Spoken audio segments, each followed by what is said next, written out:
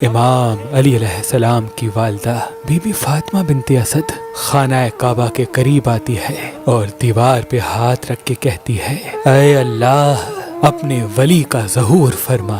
تو بس دیوار کعبہ کا ٹوٹنا تھا اور امام علی علیہ السلام کی والدہ کا اندر داخل ہونا تھا۔ یہ منظر حضرت عباس ابن عبد المطلب دور سے دیکھ رہے تھے۔ جیسے ہی آپ نے دیکھا تو لوگوں کو چیخ چیخ کے کہنے لگے کہ ابو طالب کی زوجہ خانہ کعبہ کے اندر چلی گئی، آؤ کعبے کا دروازہ کھول کے ان کو باہر نکالتے ہیں۔ یہ بات مکے سے پورے عرب میں پھیلنے لگی، لوگ دور دور سے آنے لگے کہ ابو طالب کی زوجہ جس کے پیٹ میں بچہ تھا خانہ کعبہ کے اندر، وہ بھی دیوار سے۔ لوگ خانہ کعبہ کے دروازے کو کھولنے کی کوشش کر رہے ہیں لیکن کسی سے بھی اللہ کے گھر کا دروازہ کھلتا نہیں ہے۔ اس وقت پوری دنیا میں دو لوگ مطمئن تھے، ایک حضرت ابو طالب اور دوسرے اللہ کے رسول حضرت محمد مصطفیٰ صلی اللہ علیہ وآلہ وسلم۔ تاریخ نے لکھا، عرب کی سرزمین پہ اس سے پہلے اتنا ہجوم ایک جگہ اکٹھا نہیں ہوا تھا۔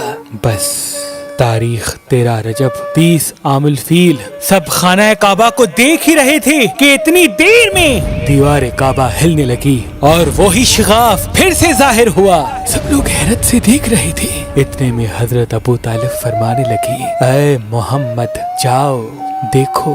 اللہ کے رسول اپنے مبارک قدموں سے خانہ کعبہ کے اندر جیسے ہی پہنچے تو دیکھا ایک نورانی بچے کے نور سے پورا خانہ کعبہ چمک رہا ہے۔ آپ نے دیکھا کہ امام علی کی والدہ پریشان ہے۔ رسول اللہ نے فرمایا، اے میری ماں آپ غمزدہ کیوں ہیں؟ تو بی بی فاطمہ بنت اسد فرمانے لگی، اے میرے بیٹے محمد، اللہ نے جیسے ہی اس بچے کا ظہور کیا تب سے لے کے نہ یہ بچہ روتا ہے نہ دودھ پیتا ہے۔ اللہ کے رسول نے مسکرا کے جیسے ہی بچے کو گود میں اٹھایا تو وہ بچہ مسکرا کے اپنی آنکھیں کھولنے لگا۔ اللہ کے رسول نے اپنی زبان امام علی علیہ السلام کے منہ میں دی اور امام علی علیہ السلام رسول اللہ کی زبان چوسنے لگی۔ پھر جیسے ہی رسول اللہ اپنی گود میں امام علی علیہ السلام کو لے کے باہر آتے ہیں تو سارا عرب اس بچے کے نور اور فضیلت کو دیکھ کے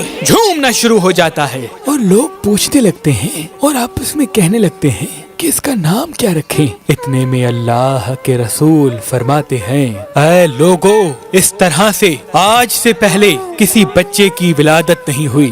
اس بچے کی ولادت علی ہے، افضل ہے، اعلیٰ ہے اور اللہ کی مرضی یہ ہے کہ اس بچے کا نام بھی علی رکھا جائے، یعنی وہ بلندی جس بلندی پہ کوئی پہنچ نہ سکے۔ بس فضا میں علی علی کی صدائیں بلند ہونے لگیں۔ اتنے میں جناب ابو طالب امام علی علیہ السلام کو لے کے اپنے گھر کی طرف جا ہی رہے تھے کہ کسی منافق نے کہا، اے ابو طالب کیا وہ رسم نہیں کرو گے جو ہر بچے کے ساتھ کی جاتی ہے؟ مکے میں یہ رواج تھا کہ پیدا ہونے والے بچے پہ سانپ چھوڑتے تھے۔ اگر سانپ بچے کو مار دیتا تھا تو وہ یہ سمجھتے تھے کہ یہ بچہ اپنے باپ کی اولاد نہیں، لیکن اگر سانپ بچے کو کچھ نہیں کرتا تھا تو پھر وہ یہ کہتے تھے کہ یہ بچہ اپنے باپ کی اولاد ہے اور ہمارے لیے قابل عزت بنے گا۔ حضرت ابو طالب نے اللہ کے رسول کو دیکھا، امام علی علیہ السلام کو دیکھا اور ایک جگہ امام علی علیہ السلام کو رکھ کے کہنے لگے، لاؤ اس سانپ کو جس پہ تم فخر کرتے ہو۔ وہ سانپ چھوڑا گیا۔ جیسے ہی امام علی علیہ السلام کے قریب وہ سانپ آتا ہے، امام علی علیہ السلام اپنے ننھے ہاتھوں سے اس سانپ کو پکڑ کے چیر دیتے ہیں۔ بس سب لوگ زور زور سے کہنے لگے کہ بچے نے سانپ کو چیر دیا۔ عربی زبان میں سانپ کو کہتے ہیں حیا اور کسی چیز کو چیر کے پھاڑنے کو کہتے ہیں درہ۔ تو لوگ دور دور سے کہنے لگے کہ حیا درہ، کہ بچے نے سانپ کو چیر دیا، اور یہ آواز فضا میں گونج گونج کے یوں معلوم ہونے لگی جیسے کوئی کہہ رہا ہو، ہے درہ، ہے درہ، ہے درہ۔ اس آواز کو سن کے آپ کی والدہ بی بی فاطمہ بنت اسد آسمان کی طرف دیکھ کے کہنے لگی، یہ میرا بچہ حیدر ہے، وہ شیر جو سانپ کو چیر کے دو ٹکڑوں میں تقسیم کرتا ہے۔